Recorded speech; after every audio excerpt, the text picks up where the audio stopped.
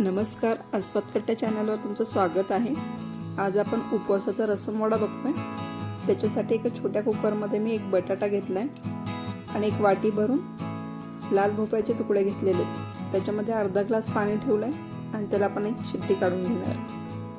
त्याच्यानंतर एका मिक्सरच्या भांड्यामध्ये खोबऱ्याचे तुकडे घेतलेत आपण, ओल्या खोबऱ्याचे, आणि 2 मिरच्या घेतल्या तुकडे करून। हे जाडसर मिक्सरला वाटून घेणार आहे। बघू शकता तुम्ही, जाडसर आपण वाटून घेतले मिक्सरला। आता आपल्या कुकरची एक शिट्टी झाली। कुकर आपला आता गार करायला ठेवणार आहे आपण। कुकर गार झाल्यानंतर 1 इंच आल्याचा तुकडा टाकला आणि 1 मिरची टाकली आणि हे सगळं आता आपण मिक्सरला वाटून घेतलं आहे, भोपळा आणि बटाटा। त्याच्यानंतर एका पॅन मध्ये 1 चमचा तेल टाकले आणि त्यात जे आपण खोबऱ्याचं वाटण केलंय ते 1 चमचा टाकले, चवीनुसार मीठ टाकले आणि आपण आता त्याच्यामध्ये पाणी टाकून घेणार आहे। इथे मी 1.5 वाटी पाणी टाकले। व्यवस्थित मिक्स करून घ्यायचं आहे।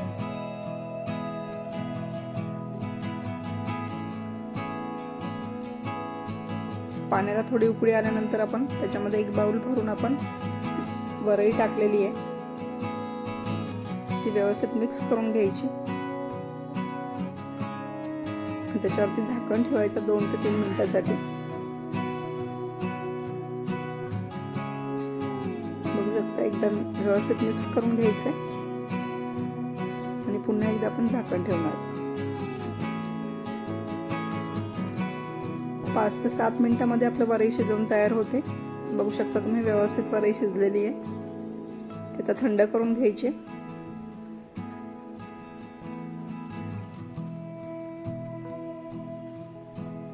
वरई थंड झाली आपली। आता त्याचे आपण छोटे छोटे बॉल्स करून घेणार आहे।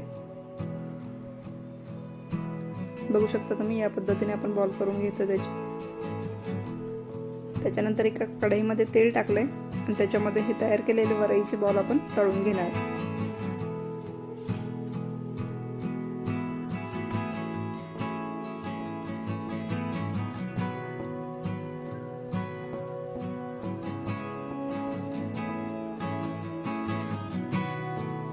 आपण मोठ्या फ्लेम मध्ये तळून घेतोय। या पद्धतीने सगळे आपण बॉल्स तळून घेतोय।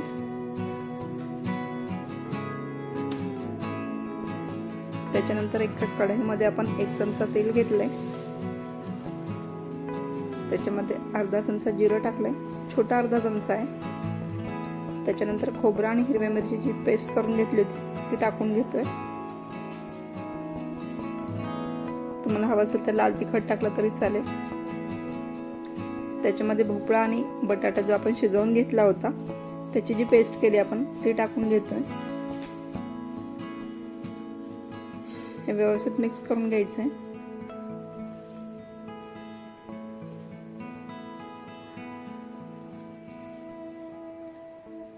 मी इथे अर्धा ग्लास पाणी टाकले, व्यवस्थित उकळी येऊ द्यायची। आता चवीनुसार मीठ टाकायचंय आणि अर्धा छोटा चमचा पण साखर टाकली।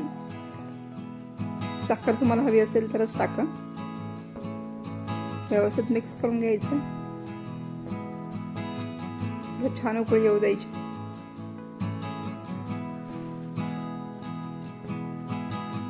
त्याच्यामध्ये आता आपण 1 चमचा भरून दही टाकले।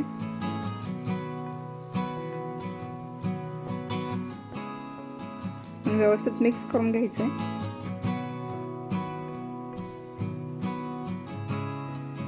दही टाकल्यावर आपण गॅस बंद करून घ्यायचा आहे आणि जे आपण मगाशी बॉल तयार करून ठेवले होते, तळून ठेवले होते, ते टाकून घेणार आहे।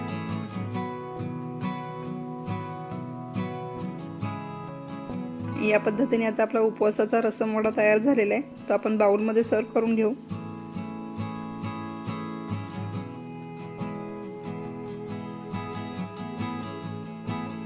अगदी कमी वेळात आणि पटकन होणारी रेसिपी आहे। जर तुम्हाला हा व्हिडिओ आवडला तर लाईक करा, शेअर करा आणि चॅनलला सबस्क्राईब करा।